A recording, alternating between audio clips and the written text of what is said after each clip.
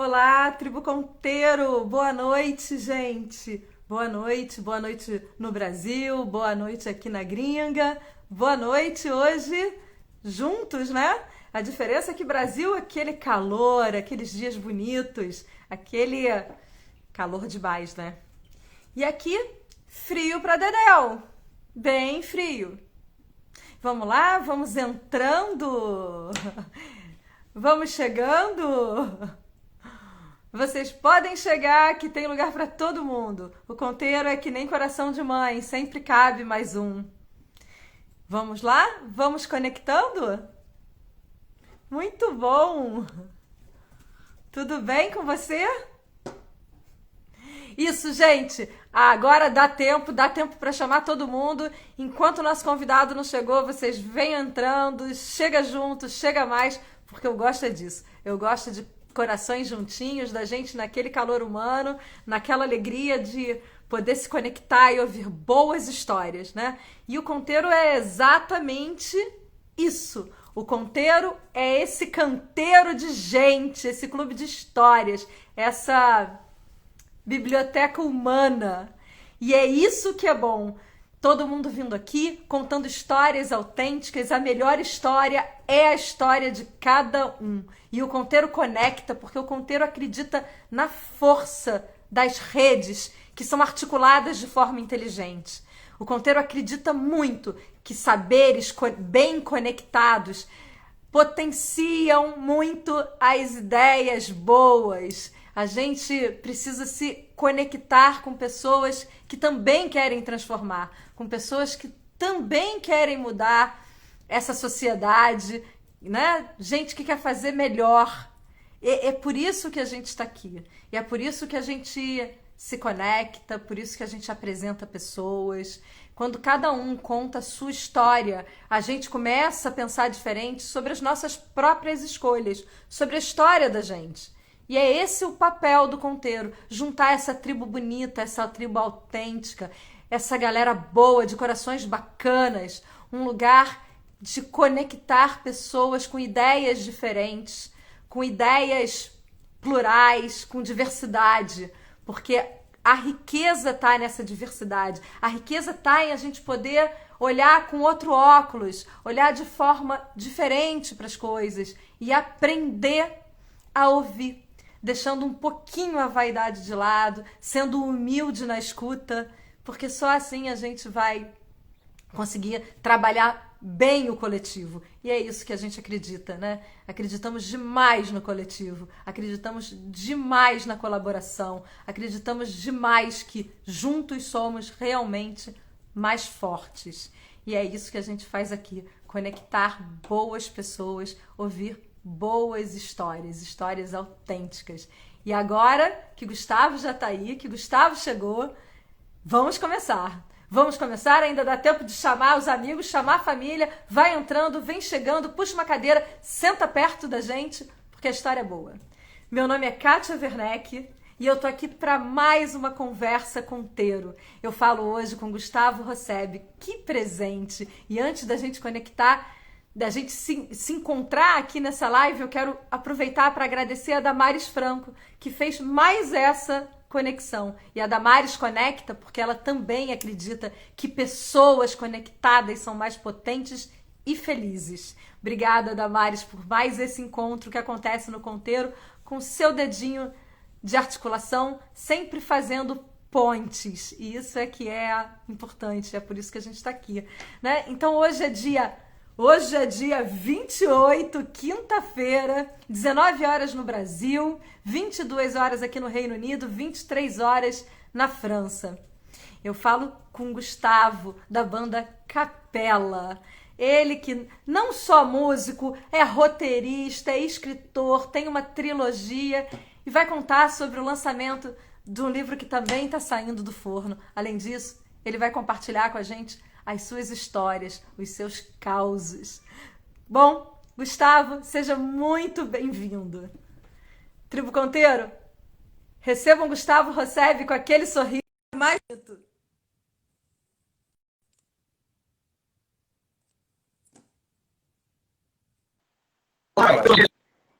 Salve, salve! Coisa boa!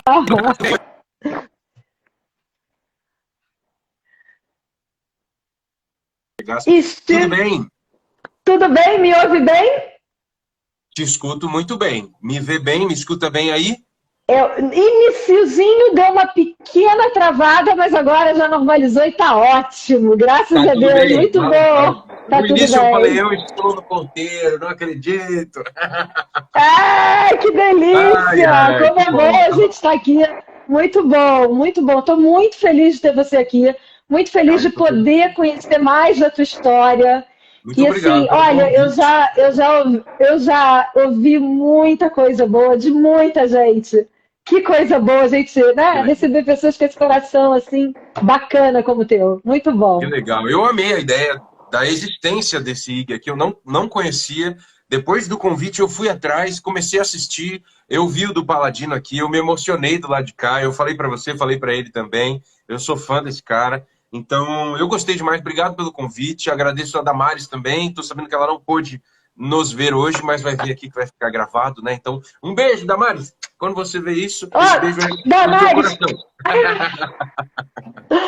Vamos muito lá, bom, vamos lá. Gustavo. Vamos Como é que lá. vai ser? Aliás, esse final de semana eu estava com você te assistindo na live também no Ah, é? YouTube. Gostou? Que Curtiu a delícia, que bagunça? coisa Nove boa. aninhos de Curti banda. muito. Muito bom Comemoramos mesmo. juntos, então. Que legal, que legal. Obrigado, obrigado por ter feito parte dessa energia, né? É o que eu falei lá na live, né? A gente sente, mesmo que virtualmente, que a gente está distante aí, mas as tecnologias estão aí para encurtar as distâncias entre a gente, né? Então, dá para sentir, sim. É claro que não é a mesma coisa que a gente está naquela coisa do calor humano, daquele show ali, todo mundo junto, gritando, mas a gente sente do lado de lá e eu fiquei muito feliz com o resultado dessa live. É a melhor live que a gente fez até agora. Foi muito bacana mesmo. E com certeza Sim, a tecnologia tem ajudado muito esse período difícil que a gente vive, né? De tanto sim. distanciamento e de tantos cuidados. A tecnologia nos permite falar, escutar, ver e se sentir acolhido, né? E É fazer lógico, olha só, essa escuta. no pandemia, a gente cuidando aí para não pegar o coronavírus, eu estou recebendo uma pessoa do Reino Unido aqui na minha casa. Então, demais, olha que bonito. Tecnologia é fantástica. Bom demais. Me diz uma coisa, Gustavo, como é que é isso dessa arte tão múltipla, que explosão de criatividade, de talento que você Oi. tem, cara? Como é que isso Eu, tudo começa? Conta pra mim tua olha, história. difícil, porque é uma coisa que, assim, eu não sei viver de outro jeito. Acho que sempre foi assim, desde pequenininho, assim. É, para você ter uma noção, lá na minha juventude, quando eu estava escolhendo ainda caminhos, eu estava procurando emprego, não sabia muito bem o que fazer, acho que até um pouco menos, eu fui fazer, meus pais bem antes de começar a procurar emprego isso, meus pais me colocaram para ir num psicólogo, porque eu, eu, como é que eu posso dizer? Eu colocava muito do que eu sentia para fora, em música, em desenho, em coisas assim. Então, acho que meus pais achavam que eu estava meio perdido, assim. E aí eu fiz um teste vocacional no psicólogo lá, e aí eram dois testes vocacionais. E os dois tinham que dar três tipos de resultado numa sequência lógica, assim. O primeiro deu que quando eu entrasse para o mercado de trabalho, eu iria para música, literatura e cinema. E o segundo deu que eu iria para literatura, para música e para o cinema. E hoje eu trabalho nas três áreas, né? Eu escutei muito ao longo da minha vida, ó, você tem que escolher uma coisa só para você fazer. Não dá para você se aprofundar muito em várias coisas. Eu falo, mas eu faço uma coisa só. Não, você faz música, faz cinema, faz não sei o quê. Eu falo, não, eu faço uma coisa só, é arte. Eu faço arte. É, E hoje eu acordo com uma vontade de colocar para fora alguma coisa que não cabe numa música, mas cabe numa poesia, vai virar poesia. Se cria uma história que um personagem precisa viver aquela história e tal, e isso cabe num livro, por que não desenvolver uma história, um livro? Por que não desenvolver um roteiro? Por que não escrever uma música sobre aquilo? Então, eu tenho isso comigo, assim, desde pequenininho. Por exemplo, quando eu era pequeno, falar um pouco da música. Quando eu era pequeno, eu tenho um negócio chamado vitiligo. Não sei se você sabe o que é isso. Umas Sim, sim. manchas, Michael Jackson tinha. Hoje eu só tenho nos pés. E quando eu era pequeno eu fiz vários tipos de tratamento, só que eram com luzes muito fortes e tal, aquilo me deixava muito nervoso. E meus avós moravam no Espírito Santo, que é um lugar que faz muito calor. E o médico disse, ó, seria legal que ele fosse para um lugar que ele possa tomar sol todo dia, sem o estresse dessas luzes infravermelhas, porque o estresse aumenta as manchas, né? E aí, acho que eu costumo falar que esse foi o momento da minha vida que eu fui para a minha Hogwarts. Eu fui morar com os meus avós no Espírito Santo. Fiquei um aninho lá. Aonde? E Em que eu tinha cidade era? eu morei na Barra do Jucu, Vila Velha, Espírito Santo. Conheço muito bem. Para mim aquilo é um paraíso, assim, um paraíso. Eu fui recentemente, antes da pandemia, obviamente, para matar a saudade, assim, porque teve um clipe meu que foi indicado num festival de Vitória. E aí eu fui para lá e fiquei hospedado na Barra do Jucu e vi a casa que eu morei.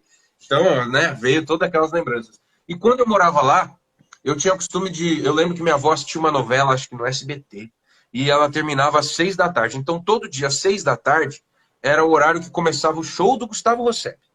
O que eu fazia? Eu colocava duas cadeiras na garagem, e aí minha avó terminava a novela e ia fazer um cafezinho, que ela falava, vou tomar um gole de café. Tem até uma música do Capela que é Simples Assim, que eu falo, simples como um gole de café. Esse gole de café é aquele É a gole de tua café da avó. minha avó. Então, os dois, né, eu chamava os dois sentavam na cadeirinha, eu fazia um repertório. Eu vou começar com essa música, porque ela é mais animada, depois eu vou para essa aqui, que começa a ir para uma coisa mais densa, depois eu ponho uma mais animada para tirar o pessoal dessa vibe mais densa e tal, e termino com essa que ela é ótima para fechar um show. E aí, eu não sei tocar nada até hoje, estou aprendendo agora a tocar um violão e tal, eu só cantava. Então, o meu microfone era o espremedor de limão da minha avó, saca? O de amassar limão. Então, assim, eu fazia um showzinho e minha avó chorava. Ela amava certas músicas ali que não podiam faltar no repertório. E no final eu achava, agradecia e tal. E até amanhã tem outro show. Então, eu sempre tive isso comigo. Por exemplo, eu sempre gostei de um desenho chamado... eu vou falando, tá? Eu sou falante. Me bota aqui, porque... De forma eu nenhuma. sempre... Hã? Conta que tá bom demais te ouvir. Vamos lá. Eu sempre gostei de um desenho chamado Cavaleiros do Zodíaco. Eu achava aquilo fantástico. Acho até hoje. Hoje eu tenho os mangás. Fiz referência aos Cavaleiros do Zodíaco no meu livro que fala de folclore brasileiro. Consegui ligar os universos, aquilo que eu achava interessante da história. Enfim, quando eu era pequeno, eu gostava muito de Cavaleiros do Zodíaco, assistia tudo. Meus pais achavam super violento, mas eu achava a história, o jeito que o cara contava a história, fantástica. Eu achava aquilo assim muito cabeçudo para mim naquela época, né? Eu adorava. E eu adorava os bonequinhos. Os bonequinhos na época eram muito caros. E meus amigos da escola tinham e tal. E eu não tinha como comprar aqueles bonecos. E eu queria fazer a brincadeira. E, pô, os Cavaleiros do Zodíaco principais eram 5. Aí eles defendiam uma deusa. Aí eles iam brigar com alguém, com algum outro deus. O cara tinha outros 12 cavaleiros. Então, para eu fazer a guerrinha que eu via no desenho, eu tinha que ter no mínimo uns 20 bonecos. E cada um era uma fortuna, né? Então, o que eu fazia? Eu desenhava meus bonecos. Eu pegava uma folha, desenhava a frente, virava, desenhava o verso, recortava. Aí, se ele tinha cabelo comprido, eu desenhava a frente e o verso do cabelo, recortava e colava na cabeça dele e deixava solto, né?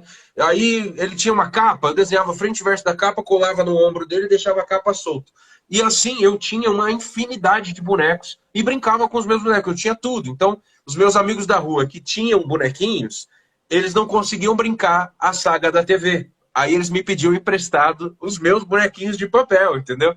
Então era... eu até separei um aqui. Esse aqui era do Mortal Kombat, por exemplo.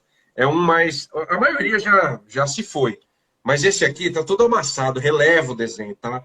Mas esse Coisa aqui legal. era um guerreiro do Mortal Kombat. Eu nem lembro mais o nome dele. Acho que era Quintaro, Motaro. Que ele era um centauro. Só para você ver a complexidade do negócio da época, ó. Eu tenho a perninha dele aqui separada, ele fica de pé, por exemplo, sacou? Ó. Então eu brincava. Sensacional. Legal, né? E o mais legal era o quê? Eu gostava da parte sangrenta também do desenho. Então, quando arrancava um braço, eu arrancava o braço, pintava de vermelho, rachava a armadura. E aí, se eu quisesse, eu refazia o boneco, entendeu? Então eu conseguia fazer exatamente o que eu via na televisão. E era assim, eu criava histórias e histórias, espalhava aquilo pela escada em casa, e falava, ó... Aí, sei lá, ficou tarde da noite, eu tinha que dormir, que dia seguinte tinha escola. Eu falava, galera, pode deixar aqui, não mexe, que amanhã eu vou continuar essa história. Às vezes a brincadeira durava um mês, então eram histórias compridas, que tinham um começo, meio e fim, né? Eu tinha essa mania. Então, acho que essa coisa da parte artística, acho que nasceu desde essa época eu já fazia isso. Então, foi só sempre uma evolução das coisas, né? Você vai crescendo, como fazer isso acontecer no seu dia a dia? Como funciona, né? Então, acho que é só um... eu só fui seguindo os passinhos da minha essência, assim.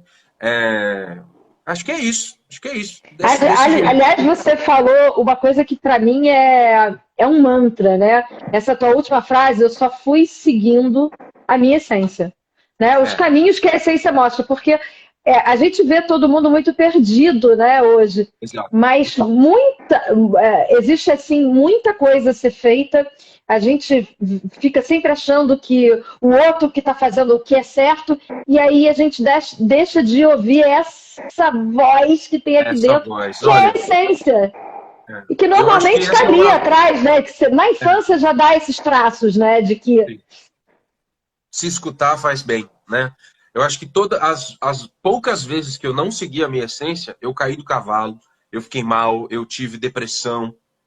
Então, para mim, isso é uma regra de ouro da vida. Eu não me saboto nunca mais. Eu sempre vou escutar a minha essência. E eu falo sobre isso nas minhas artes, nos meus livros eu falo sobre isso, nas minhas músicas. No Capela mesmo tem uma música lá que chama Raios e Trovões, por exemplo, que eu falo, são quase como raios e trovões, as ressoadas de um coração que sabe bem onde pisar, que segue certo de um amor. Eu falo sobre o seguinte, o coração da gente, ele grita tão alto, a sua essência, ele grita muito alto. São quase como raios e trovões os gritos dele.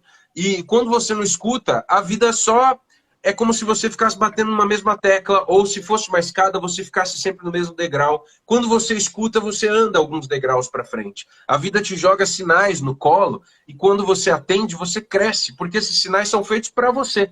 O sinal cai no seu colo, assim, sua mãe, seu pai, seu tio, sua tia, seu amigo, seu parceiro, não vai virar para você e falar, ó, eu acho que caiu um sinal aí no seu colo. Não tem como, é só você que enxerga. E aí cabe a você aceitar ou não. E a vida continua jogando, continua jogando. Enquanto você opta por não escutar, você vai tropeçando, escorregando na mesma casca de banana, né? Então, acho que é isso. Acho que a gente tem que escutar, sim, a nossa essência o tempo todo.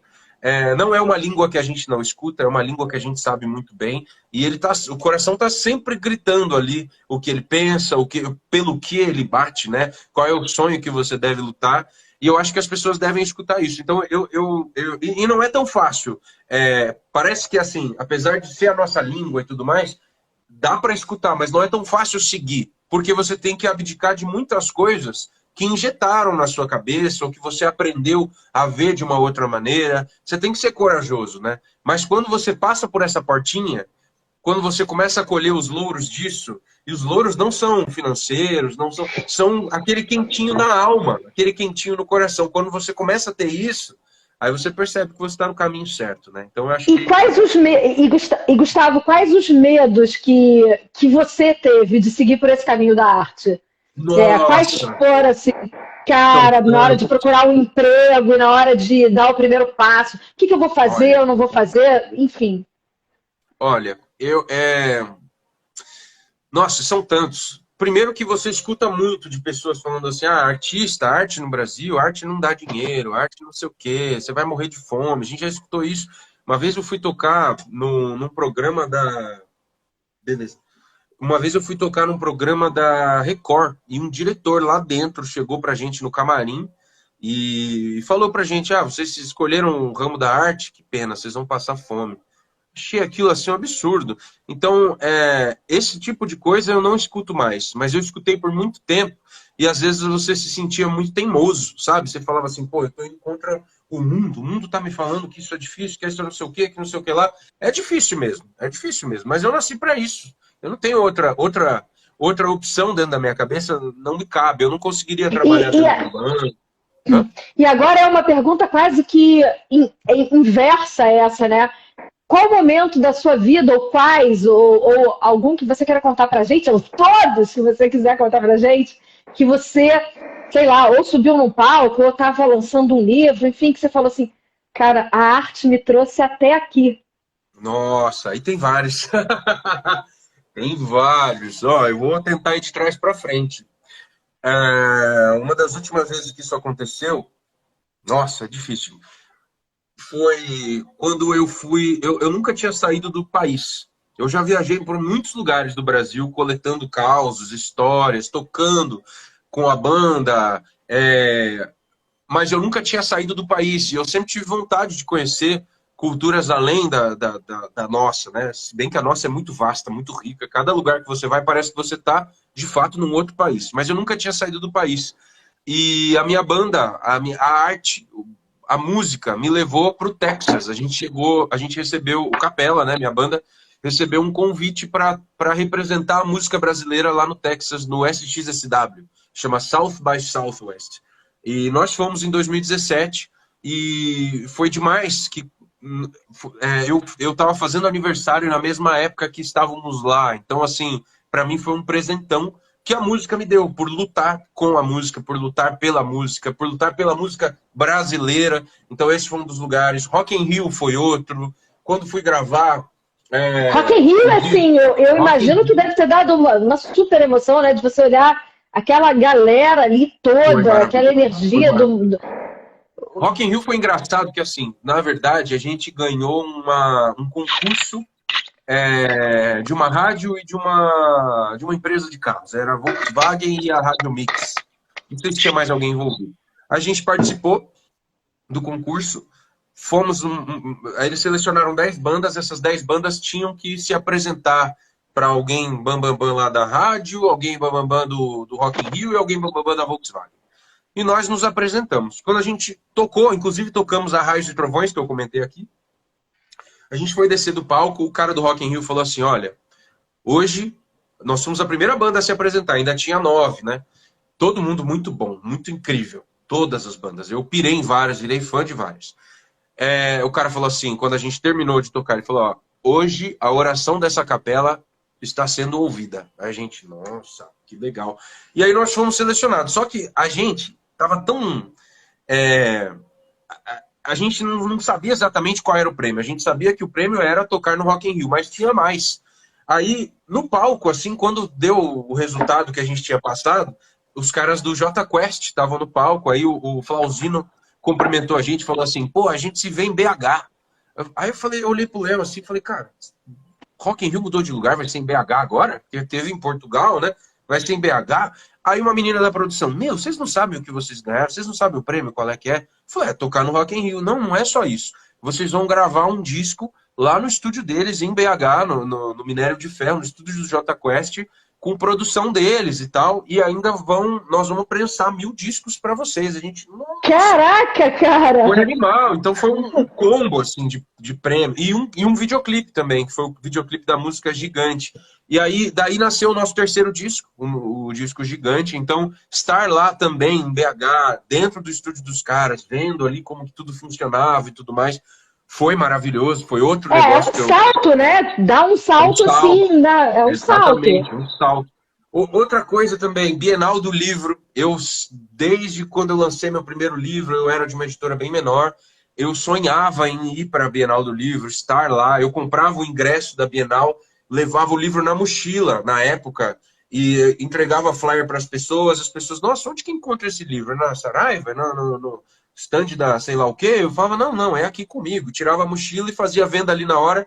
E aí, quando eu passei para uma outra editora, desde então, acho que desde 2015, eu participo de todos os eventos que tem Bienal do Livro, tanto do Rio, de São Paulo.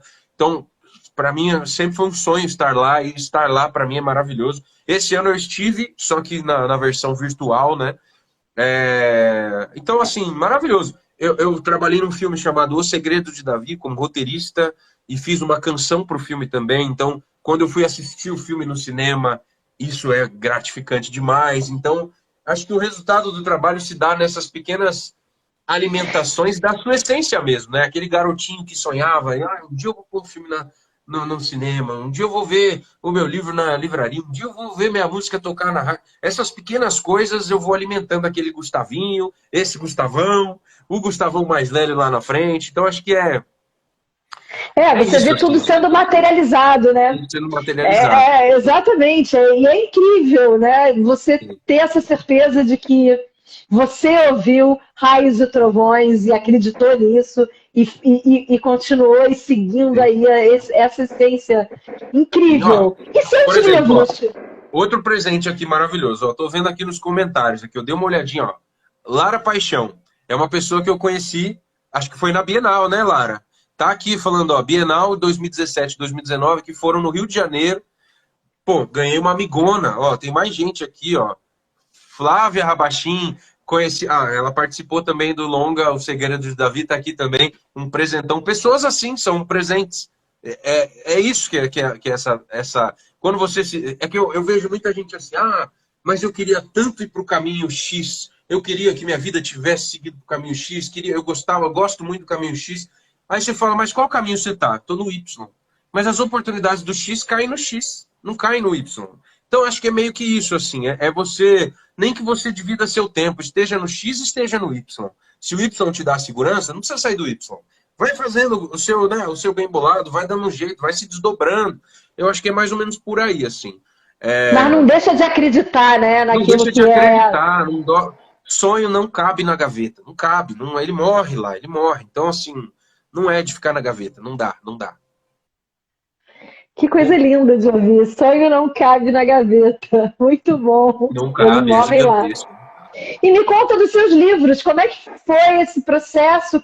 Da onde veio toda essa criatividade? Isso tudo aconteceu paralelo à música? Todas as coisas acontecem simultaneamente? Tudo junto? Tudo junto. Você está fazendo um filme e de repente você está no Rock in Rio tocando e está escrevendo? Como é que é isso? É isso. Eu me lembro que os primeiros rascunhos do Tibor Lobato, do Oitavo Vilarejo, o primeiro livro das aventuras de Tibor Lobato, era um pedaço de guardanapo que eu encontrei dentro de uma van, viajando com a minha banda anterior, era o Paralelo Nobre na época.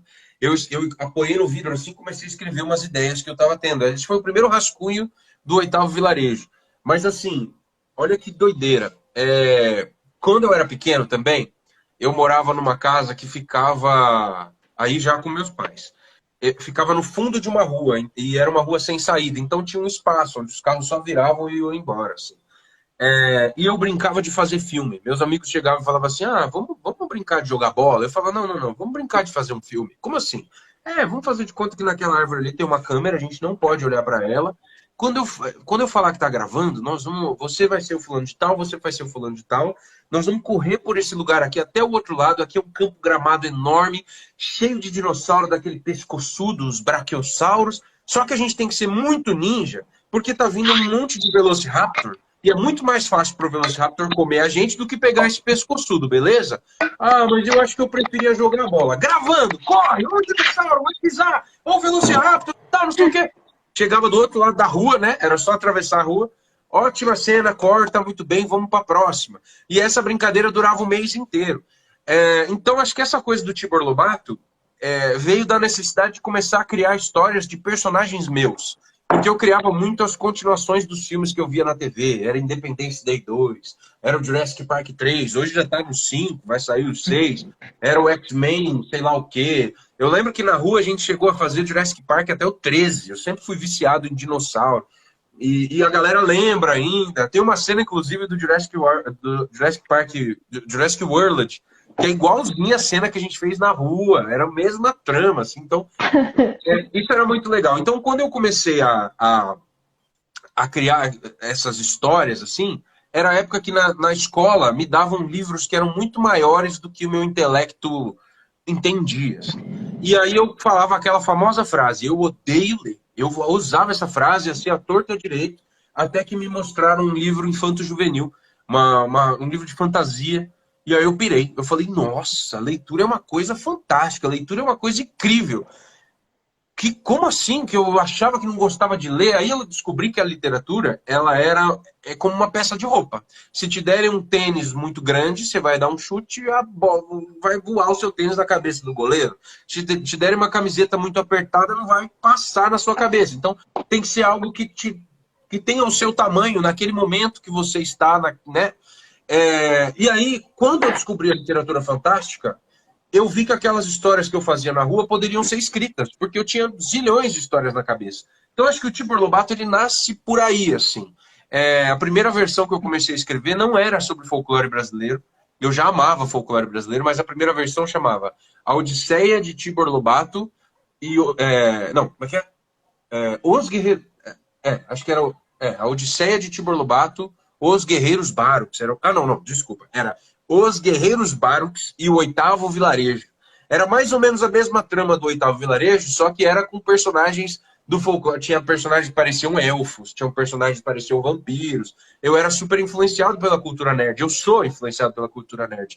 E aí eu já tinha 140 páginas escritas, assim. Eu falei, pô, tem alguma coisa que tá tudo errado aqui. Tem alguma coisa muito errada aqui. Poxa, eu estou escrevendo sobre coisas de fora, isso aqui são lendas do folclore dos caras lá fora, né? Eu vou tentar procurar alguma coisa que eu goste. Eu gosto muito do folclore brasileiro. Eu escutava histórias dos meus avós, dos meus tios, dos meus primos. E aí, quando eu via o Sítio do Pica-Pau Amarelo, por exemplo, eu falava, pô, mas não é isso que eu escuto. Quando a professora falava na escola, eu falava, mas não é esse tipo de história que eu escuto. Então, mais tarde, eu comecei a aproveitar das minhas viagens, dos lugares que eu ia experimentar a comida do lugar, o sotaque do lugar, as brincadeiras do lugar, conversar com o mais velho. Você tem algum caos aí, alguma história? Ah, papai contava que na roça acontecia. Então eu fiz uma coleta de vida mesmo. Eu não sabia o que isso ia virar. E aí eu joguei todo aquele livro que eu estava escrevendo fora e reescrevi inteiro, focado no folclore brasileiro. E aí eu fui mergulhando de cabeça, cada vez mais, entendendo. Hoje eu estou expandindo esse universo, né? Além da trilogia, que é o Oitavo Vilarejo, o Guardião de Muiractãs e a Carruagem da Morte, eu lancei Missão Carbúnculo, que ele se passa 200 anos antes da trilogia. Os personagens que estão na trilogia estão lá também. E agora estou desenvolvendo uma duologia que se passa 40 anos antes da trilogia também, com outros personagens. O universo vai crescendo, quase como a Marvel está fazendo, ou como Tolkien fez quando ele fez o Hobbit, o Senhor dos Anéis, o Silmarillion. Ele expandiu o universo. Então, eu acho que isso é maravilhoso, porque o folclore brasileiro não tem fim. Quanto mais eu pesquiso, quanto mais folclorista eu encontro, quanto mais... Eu compro muito livro de um bairro específico, tinha um cara lá que coletava o folclore daquele lugar. E aí ele lançou um livrinho independente, eu tenho esse livro, sabe? Então, eu adoro esse tipo de... Que riqueza que você tem, né, de histórias... Sou fascinado mesmo. Assim. Outro dia, uma amiga escritora lançou o primeiro livro dela agora há pouco tempo. Ela veio conversar comigo. Você me indica alguns livros? Aí eu comecei a indicar. Eu estava no livro 4, assim, que eu estava indicando. Ela falou, nossa, mas você tem muita coisa. Eu falei, mas eu nem comecei. Eu tenho muita coisa. Eu separei muita coisa para te mostrar. Então, eu acho isso um universo muito rico, assim, muito rico mesmo. Deve ser explorado. Você comentou aqui antes da gente entrar que eu ia falar do meu livro novo e tal. Eu estou desenvolvendo pela primeira vez uma ficção científica. É a primeira vez que eu estou experimentando o mundo fora do folclore brasileiro. Primeira vez que eu estou experimentando. É a primeira vez que eu estou experimentando, mas eu já estou escrevendo esse livro faz 5 anos. Então, é isso, assim, é de explorar caminhos diferentes. Eu sou esse cara, assim, eu sempre tento me desafiar. Por exemplo, cada livro meu tem um formato diferente, então eu busco sempre fazer aquilo que eu ainda não fiz. Como fazer aquilo que eu estou fazendo de uma maneira melhorada? Como fazer isso? E eu converso muito com as pessoas, né? Para saber o feedback delas. Um menino acabou, eu acho que ele está aqui, é Gustavo Azeredo. Eu acabei de ver que eu comecei a seguir ele minutos antes da gente entrar aqui. Ele postou uma fanart que ele fez, ele é lá do Rio de Janeiro, do Oitavo Vilarejo. E aí antes da gente entrar aqui, eu fui falar com ele, falou, eu vou fazer uma entrevista em tal lugar, vamos lá, depois a gente vem conversar e tal. Eu amei a fanart que você fez e tal. E eu já perguntei, o que você achou dos livros? Então essas pequenas coisas que as pessoas me dão, as informações que eles me dão sobre o que eles acharam desse universo, o que gostaram, o que não gostaram, onde se emocionaram, onde não se emocionaram, onde deram risada, onde não deram risada, como foi a experiência é que engrandece o meu jeito de apresentar coisas melhores para essas pessoas, né? Então, acho que isso é o mais... Eu sei lá, eu acho que eu já fugi da sua pergunta, eu já respondi, já fui Fugiu longe. nada, eu não quero Eu nem. sou igual o Paladino. O Paladino entrou aqui, ó. Eu sou igual ele, eu dou uma viajada, então vai me Me diz direcionando. uma coisa, mas de ter a ideia de escrever e de lançar o livro tem um caminho, né? Você tem que, Um super você caminho. tem que ter um super caminho. Como é que foi esse caminho para você? Uau, uau. Olha, eu construí meu caminho também. Por quê? Quando eu escrevi a primeira vez, meu primeiro original, que eu falei, ó, tá pronto, o Oitavo Vilarejo tá pronto. O que eu faço com isso? Aí eu fui nas livrarias, comecei a dar uma olhadinha em livros que eram parecidos com aquilo que eu tinha escrito. Ah, literatura fantástica. Vi que eles tinham um loginho ali das editoras, e fui procurar essas editoras e a maioria delas fala lá, ó, você manda seu original pelo correio, ou manda seu original pelo e-mail, manda seu original sei lá como, ou não manda que a gente não está recebendo. Eu selecionei 19 editoras para mandar, e mandei para essas 19 editoras meu original, e fiquei esperando, né? Eu falei, pô, eu fiz um Harry Potter brasileiro aqui. Harry Potter no sentido de ser o símbolo da literatura fantástica que a gente conhece hoje, né? Sim? Não de ter bruxos, nem nada disso. Fiz um Harry Potter de folclore brasileiro aqui. Pô, é uma ideia legal. Eu gostei bastante do livro. Eu acho que vou receber aí 19 propostas, né? Legal. Então eu fiquei esperando. E aí as respostas chegaram. Eu recebi 19 nãos. As 19 editoras recusaram o meu livro. Eu falei, putz, socorro, o que eu faço agora? Jogo fora? Taco fogo no meu livro? Desisto? Deixa eu ler esse negócio outra vez. Li outra vez, me apaixonei de novo. Eu falei, não é possível. Quem foi o infeliz lá do outro lado que disse que esse livro não caberia na editora dele? Não é possível, não é possível. E aí era a época do Orkut. Lembra desse dinossauro aí? O bisavô do Instagram que estamos agora? Era a época do Orkut. Eu tinha o tal do testimonial, né? Que as pessoas escreviam Isso. mensagens para você. Eu coloquei assim, galera, eu escrevi um livro, ele é assim, assim, assado, coloquei a sinopse. Eu vou fazer o seguinte, quem se interessar, eu vou mandar o livro por e-mail para a pessoa.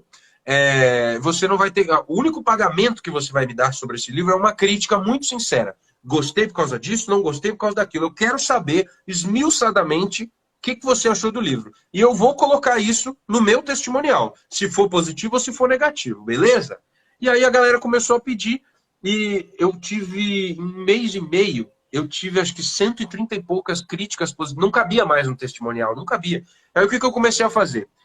Todas as críticas que as pessoas me mandavam, e eram todas positivas, eu comecei a mandar para o e-mail daquelas 19 editoras e outras que eu já tinha selecionado. Então era assim, né? Eram 130 no mês, então tinha muita coisa por dia. Então eu mandava assim, oi, editora tal, tudo bem? Aqui é o Gustavo, lembra de mim? Te mandei 6 e-mails ontem. Ó, tô te mandando aqui o que a Josefa achou do livro. Ó, Ctrl+C, Ctrl+V. Vocês estão perdendo a oportunidade de publicar um livrão. Tchau, até daqui a pouco. Aí, daqui a pouco, mandava outro e-mail. Eu acho que essa galera devia me odiar do lado de lá, devia me, sei lá, me bloquear. Até que uma editora falou assim, ó, para de mandar livro pra galera e vamos conversar. Aí fui conversar com a editora. Foi numa reunião lá da Luz, que eu fui com o editor na época. Eu falei, poxa, como é que eu devo me vestir, né? Eu sou um moleque, ando de All-Star. Na época eu gostava muito de grunge. Eu falei, quer saber, eu vou do meu jeito mesmo, vou com a minha camisa flanela, acho que não tem que ter esse negócio, eu não sei como é que um escritor se veste, eu vou do meu jeito. Porque a gente tem essa coisa, né? Quando eu vou em escola falar com a molecada, às vezes meu pai vai para me ajudar a montar as coisas do livro, enquanto eu estou falando ele está passando o slide, essas coisas. Quando eu chego, até diretor, diretora, professor, professora, alunos falam assim, quem que é o escritor? É ele? Eu falo, não, sou eu. Você que escreveu. O pessoal tem essa coisa na cabeça, né? Enfim, quando eu sentei com o editor, ele falou, pô, legal esse livro aqui, bacana. Eu senti que é meio que um Harry Potter, um Percy Jackson do Brasil, achei demais e tal. Nós vamos avaliar esse original, vamos ver a possibilidade de publicar e tal. Eu falei, sério, vocês vão publicar? Vamos sim. A gente gostou muito da ideia. Aí eu falei assim, posso só fazer uma pergunta? Pode. Vocês foram uma das editoras que me disseram não. O que aconteceu? O que mudou? Né? Será que foi essa galera escrevendo? O que é isso, né? Aí o cara falou assim, a gente recebeu o seu material. Eu falei, ué, receberam e me disseram não, que não cabia na editora e tal. Ah, é porque a gente recebe muito original e a gente manda, às vezes, algumas Resposta respostas automática. automáticas. Eu falei, nossa, quase que eu desisti do caminho, sabe? Quase que eu deixei pra lá, por um momento, assim, sabe? Fiquei numa corda bamba. O que que eu faço? Será que tá certo? Será que tá errado? Será que isso aqui é um sonho maluco? Então, acho que isso fica como exemplo, talvez, no sentido de assim, se não dá por um caminho, faça por outro, Tenta em sabe? outro. Se tem uma parede na sua frente, você constrói um outro caminho, derruba a parede, sei lá. É importante, tem muita gente nesse mundo, muita gente. Então, qualquer caminho que você for escolher, você vai pegar uma fila gigantesca. É lógico que você não deve furar a fila, guarda seu lugarzinho ali, mas cria um caminho também, né? Eu acho que esse lance do Orkut foi uma maneira de criar um caminho.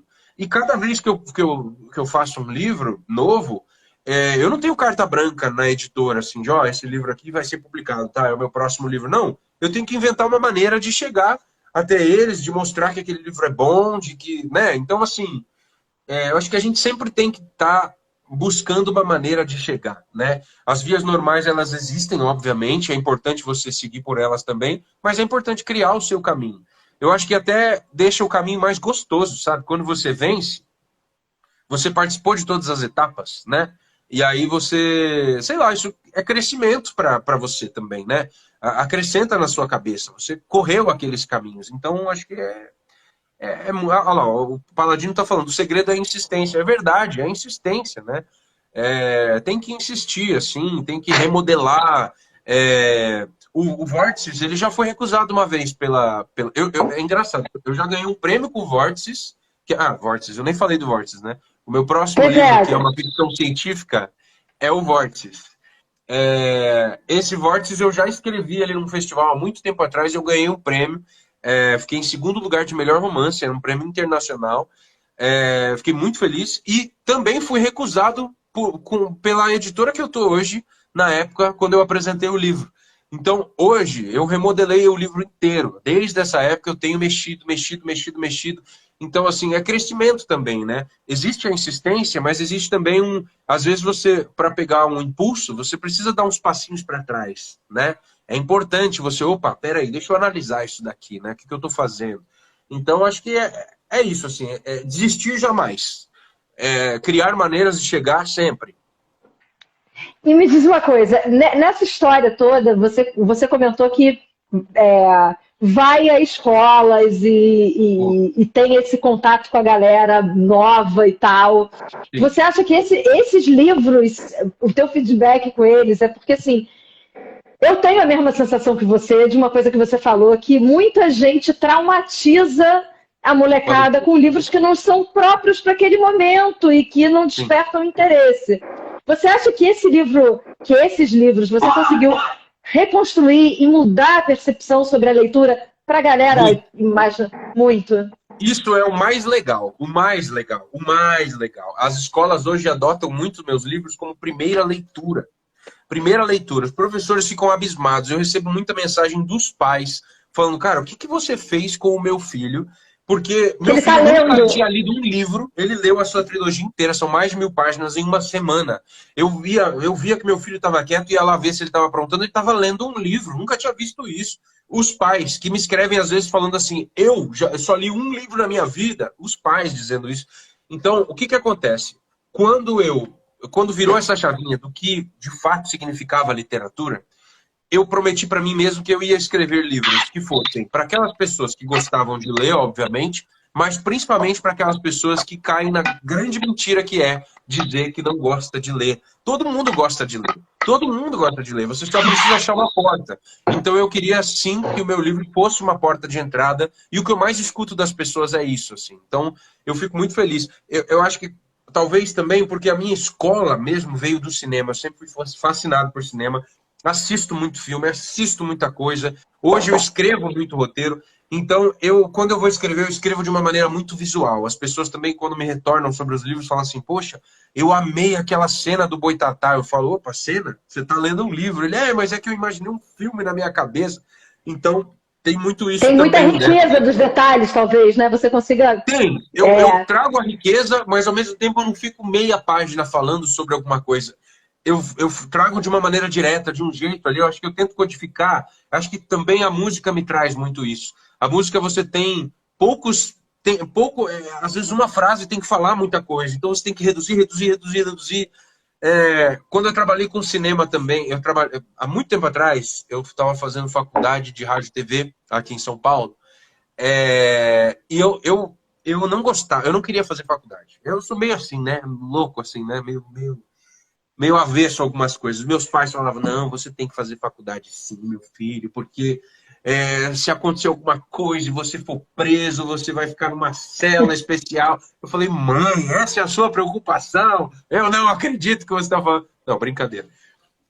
Não era só essa a preocupação dela. Mas eu não queria fazer faculdade, aí meus pais me insistiram, aí meu pai me ajudou, a gente rachou o primeiro ano de rádio e TV numa faculdade aqui em São Paulo. Só que eu não estava gostando do curso, a gente não colocava a mão na massa, não fazia a coisa acontecer, e assistia muito making off de filme, via o pessoal pegando câmera e aquele clima dos bastidores, e eu lá na faculdade, dentro de uma sala de aula, estudando umas coisas que eu falava, cara, não é possível, eu quero alguma coisa mão na massa. Aí o que eu fiz? Peguei uma câmera emprestada de um vizinho, rodei um curta-metragem na casa da minha avó, que minha avó estava morando no interior de São Paulo, e a casa da minha avó estava abandonada. Chamei os amigos da rua, escrevi um roteiro, rodei um curta-metragem do meu jeito, chamava Erro de Cálculo. Nem tem na internet, quem tá vendo aí não adianta procurar, que aquele filme, nossa senhora, uma destruição. Não, brincadeira, o filme ficou legal. Rodei o filme, e aí eu fiz um DVDzinho, e pelo Orkut, eu procurei... O Orkut, parceirão, né? Estão percebendo. Parceirão, né? Parceiro. Eu achei pelo Orkut algumas produtoras de filme brasileiras e comecei a mandar o meu curta-metragem em DVD para elas. E aí um diretor lá do Sul, chamava Luiz Rangel, hoje eu acho que ele não está mais no meio do cinema, está fazendo outras coisas, mas ele fazia muitos curtas-metragens para colocar no Festival de Gramado. Ele assistiu e falou assim, olha, muito legal, você tem muito a aprender, mas já tem muita coisa aqui interessante, já dá para ver que você é um cara que gosta do cinema. A gente aqui no Sul faz um negócio assim, a gente junta uma galera e racha o filme entre todo mundo e a gente apresenta o filme no Festival de Gramado. Você quer vir para cá para estudar com a gente, para fazer isso aqui acontecer? Eu falei, nossa, eu tinha 19 anos. Aí o que eu fiz? Fui na faculdade, tranquei a faculdade, aí sentei com meus pais e fui conversar com eles. Olha, recebi uma proposta. Ah, mas a sua faculdade... Tá tudo certo, eu já tranquei. Menino, você trancou a faculdade, já tranquei. Tá tudo certo. Aí a primeira vez que eu fui para lá, para Porto Alegre, meu pai foi comigo. E viu que funcionava, né? Lá eu participei, acho que de 7... Não, eu fiz 9 filmes lá com eles, como assistente de direção, roteirista, e mais faz tudo, fazia um pouquinho de tudo. E como era um cinema de guerrilha, lá eu acho que eu aprendi também essa coisa que eu coloco nos livros hoje também. O filme tinha que falar muito com pouco. A gente não tinha dinheiro para fazer o filme, né? E a mensagem tinha que ser passada. Então, pega aquela ideia, eu lembro de passar madrugadas, assim, eu escrevi um roteiro, aí ele falava assim, olha, maravilhoso, ótimo, tá lindo, mas como é que eu faço essa cena aqui? Ah, mas se a gente fizer assim, mas a gente só tem uma câmera. Ah, mas a gente só tem um ator. Ah, mas a gente precisa de um outro... Não, tem que tirar isso do roteiro. Como você vai remodelar esse roteiro de um jeito que você passe a mesma mensagem, mas só com o que a gente tem na mão? Então, às vezes, eu passava semanas refazendo, e até ficar só aquela gotinha de conteúdo, sabe? Então, hoje, isso eu aplico nos roteiros de publicidade. Então, você consegue fazer filtrar bem, né? Filtrar. Então, acho que isso me ajuda a fazer um livro muito mais direto, muito mais dinâmico. Se ele tem 400 páginas, é porque ele necessita das 400 páginas mesmo. Não é uma coisa que dá para fazer uma limpeza, não. Eu já vou fazendo essa limpeza porque eu sigo aquela promessa que eu fiz para mim quando eu escrevi meu primeiro livro. Eu quero pegar aquelas pessoas que acham que não gostam da literatura, que podem, de repente, sentou ali, pegou um livro sem querer e comeu o livro. Fala, nossa, não acredito, eu li um livro, sabe? Eu quero pegar essas pessoas. Então, acho que isso me ajudou muito. Eu costumo dizer que eu tive alguns mestres na minha vida e esse cara, Luiz Rangel, foi um desses mestres. Eu aprendi demais com ele, coisas que eu levo na minha vida para todo sempre, assim. Então, acho que isso responde um pouco dessa questão, né? das crianças, dos jovens, pegando o livro pela primeira vez e aprendendo, né, a leitura através dessa aventura. Eu me lembro uma vez que eu fui trabalhar numa gráfica. Eu também trabalho um pouquinho como designer gráfico. Eu tenho o costume de desenhar as capas, criar logo para o negócio, além de clientes, né, também que eu atendo. E uma época eu tinha uma mini DV que minha avó tinha me dado, foi a minha única câmera minha mesmo. Minha avó, a família ficava olhando aquela coisa do cinema assim, minha avó foi lá e me deu uma câmera. Minha avó, que saudade da minha avó, grande parceirona. Minha avó e meu avô. Meu avô faleceu no final do ano passado e minha avó também foi recente. Sinto muita saudade deles, mas enfim. E beijo, vó, onde quer que a senhora esteja. E meu avô também. Ela me deu uma mini DV e a minha mini DV um tempo depois quebrou. E eu fui trabalhar numa gráfica por um tempo para conseguir dinheiro para consertar essa câmera e tal. Eu acabei ficando lá porque estava rolando e tal. E aí lá eu imprimi uma versão do Tibor Lobato. Acho que eu tenho ele até aqui. Não sei onde é que tá. Eu imprimi a primeira versão do Tibor Lobato lá. Ainda chamava Odisseia de Tibor Lobato, hoje chama As Aventuras de Tibor Lobato. E eu me lembro que a dona da gráfica, ela tinha um sobrinho que estava passeando por lá, e às vezes eu gosto muito de criança, então às vezes eu brincava com ele, falava algumas coisas do livro, né, que ele falava, o que é isso, tio? Falava, aqui tem um boitatá, você conhece o boitatá? É uma cobra, assim, não sei o que, lá. E aí ela chegou para mim e falou assim, olha, eu não lembro mais o nome do menininho, vamos fazer o seguinte, imprime mais um, que ele tá falando que ele quer esse livro aqui e tal, de repente vamos experimentar. Aí ela imprimiu, levou o livro embora, era uma sexta-feira. Na segunda-feira, o menino voltou abraçado com o impresso do livro assim, e veio com o olho gigante, assim, como se eu fosse uma outra pessoa, sabe? Eu falei, que foi? Aí ela falou assim, ele tava todo envergonhado, ela falou, fala pra ele, eu adorei o seu livro e tal, e não sei o que. Eles leram o livro e ele ficou encantado pelo livro, assim. E é engraçado que ele falava acho que ele nunca tinha lido nada, mas ele falava de coisas de elfo, de coisas assim. Eu não lembro o que estava passando na época, que, né, sempre quando sai alguma coisa nerd, todo mundo fala muito sobre aquilo, e ele estava nessa onda. E ele voltou falando de Cuca, ele voltou falando de Boitatá, ele voltou falando de Pisadeira, voltou falando de personagens raríssimos do folclore, os Trasgos da Floresta, Porca dos Sete Leitões. Então, mudou, virou a chave na cabeça dele. E isso é muito legal, né? Eu acho isso fantástico, esse tipo de mudança que vira a chave. Porque em Bienal do Livro mesmo, eu cruzo com muita gente e quando eu vou falar do livro, a pessoa fala, é nacional? Não gosto de coisa nacional. É folclore brasileiro? Não gosto de folclore brasileiro. Mas depois que eu acabo... Pena isso, né? Que coisa, né? Que coisa maluca que a gente tem. A gente tem uma síndrome de vira-lata que tem mudado um pouquinho de um tempo para cá, assim. As pessoas têm cultuado mais folclore brasileiro. Vai sair uma série na Netflix de folclore brasileiro. Tibor Lobato tem contrato para ser uma série também. Uma série e um filme. Então, assim, eu acho que isso tem mudado bastante. Eu me lembro, por exemplo, uma vez que eu tinha... A minha primeira banda, a gente tinha conseguido marcar o primeiro show numa faculdade em São Caetano do Sul, que é aqui perto. Aí... eu tô entrando lá na faculdade, eu fui num dia para passar o som, dia seguinte era o show, era o primeiro show, eu tava com frio na barriga enorme, tava assim super, né, era a primeira vez que eu ia subir num palco mesmo, pegar um microfone mesmo, cantar para pessoas. E aí nos corredores eu encontrei um cara que estudou comigo na escola. Era André o nome dele. Eu falei, André, que legal, você tá fazendo o que aqui? Eu estudo aqui. Era a época do Matrix no cinema, tava um mega de um calor, o cara tava com sobretudo fechado até aqui em cima, turno e tal, e eu suando. Aí eu falei, nossa, que legal te ver aqui, mano, eu vou fazer um show aqui amanhã com a minha banda e tal. Mas o que você faz? É música brasileira. Mas vocês cantam em português? Sim, eu não gosto de música brasileira. Eu falei, e aí ele saiu andando, eu falei, gente, o quê? O cara nunca saiu do Brasil, não sabe falar um A em inglês. E o cara, como que pode, né? Então, acho que essas coisas precisam ser alteradas na cabeça do brasileiro. O brasileiro precisa ter... uma vez eu fui tocar com a minha segunda banda, Paralelo Nobre, num festival em Juiz de Fora. Chamava Festival de Bandas Novas. A gente era a última banda a se apresentar. Cheio de banda. Acho que tinha umas 20 bandas lá. Todas, a maioria cantando em inglês. Acho que era isso mesmo. Acho que todas as bandas cantavam em inglês. Eu fiquei assim, horrorizado com aquilo. E aí tinha uma música que a gente tem hoje no Capela também, que era dessa época, que eu misturo Manuel Bandeira e Gonçalves Dias na letra, assim, né? E ela é um baião, toca com triângulo e tal. A gente abriu o show com essa música. Eu falei assim, gente, vamos abrir com a Vou-me embora pra... Aí o baterista falou assim, imagina, cara, nós vamos tomar uma garrafada na cabeça. Eu falei, escuta o que eu tô falando. Nós estamos no Brasil, essa é a nossa casa, não é possível que os caras só estão cantando em inglês. Aí quando a gente entrou no palco e começou a cantar essa música, eu falei, ó, esse Brasil precisa de brasileiros que gostem de Brasil, né? Pô, e aí quando a gente terminou de tocar a música, na frente do festival tinha uma pracinha. Nós fomos pra lá, o público do festival inteiro foi pra lá com a gente. E a gente ficou tocando na praça até o dia seguinte, com a galera, apresentando as outras músicas, a galera pirou, assim.